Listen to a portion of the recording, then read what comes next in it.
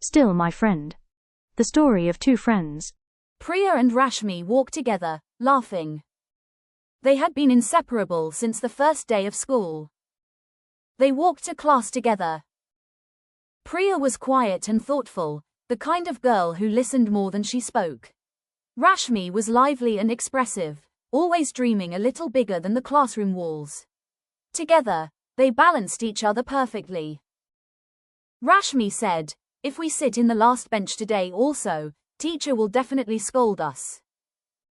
"Then let her scold, at least we'll scold together." They laugh, small moments, sharing lunch, helping with homework, sitting together in class. Writing notes together, sharing earphones, whispering during assembly. Priya said, "Some friendships don't need promises. They just happen." Everything began to change the day a group of fashionable girls entered their class. They were confident, stylish, and carried an aura that drew everyone's attention. Students whispered about them, teachers noticed them, they were popular.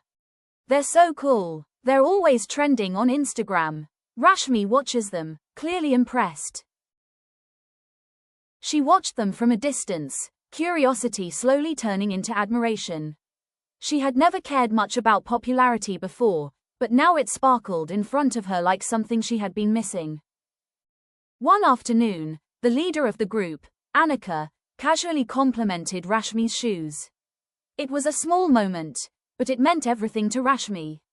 For the first time, she felt seen by the people everyone wanted to belong to. Gradually, Rashmi began sitting with them. At first, Priya didn't mind. She believed friendships didn't disappear just because new ones were made.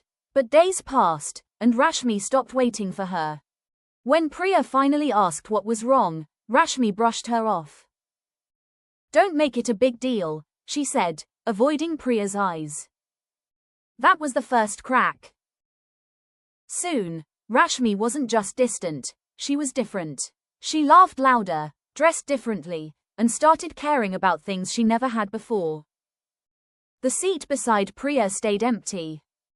Once, when the fashionable group made fun of Priya for being boring, Rashmi laughed along. The sound echoed longer than it should have.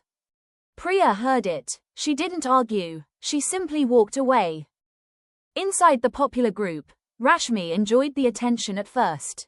Compliments, photos, whispers, everything felt exciting. But slowly, the shine faded. She was always the one carrying bags, finishing others' work, adjusting herself to fit in. When the school announced a compulsory group project, Rashmi thought it would bring them closer. Instead, it exposed the truth. Her ideas were ignored, her efforts were ordered, not appreciated. She began to feel invisible. One day, when she finally spoke up for herself, the group turned cold. "If you don't like it, leave," Annika said casually. Just like that, Rashmi was thrown out. The deadline for the project was only 3 days away. Rashmi sat alone on a bench, staring at the notice board, fear tightening her chest. Failing the subject meant repeating the year. But what hurt more was the realization that she had pushed away the only person who truly cared. From a distance, she saw Priya laughing with a group of simple girls, girls who looked happy, relaxed, real. They were working together, sharing ideas, just like Priya and Rashmi once had. Shame washed over her. Later that day, Rashmi sat alone in the library, her tears silent but heavy. She felt lost, small, and deeply regretful. Then, she felt a hand on her shoulder. She looked up. It was Priya. Priya's voice was soft, warm, unchanged. "Hey, you don't have to sit alone." Rashmi broke down completely. "I'm sorry," she cried. "I wanted to feel important. I forgot who stood by me when no one else did. I laughed when they hurt you. I don't deserve your friendship." Priya listened quietly. "You hurt me," Priya said gently. "But what hurt more was seeing you change yourself just to belong somewhere." She paused, then added softly, "I missed my friend." Priya held out her hand. Come on, she said. Let's finish the project together.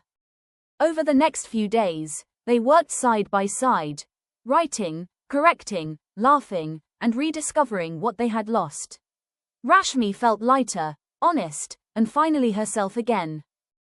On presentation day, their project wasn't flashy, but it was sincere. The teacher praised their teamwork, and Rashmi knew she had learned something far more valuable than grades. When the final bell rang, Priya and Rashmi walked out of school together, just like they used to. Popularity fades, Rashmi said quietly, but real friends don't. Some friendships don't need promises. They just need the courage to come back.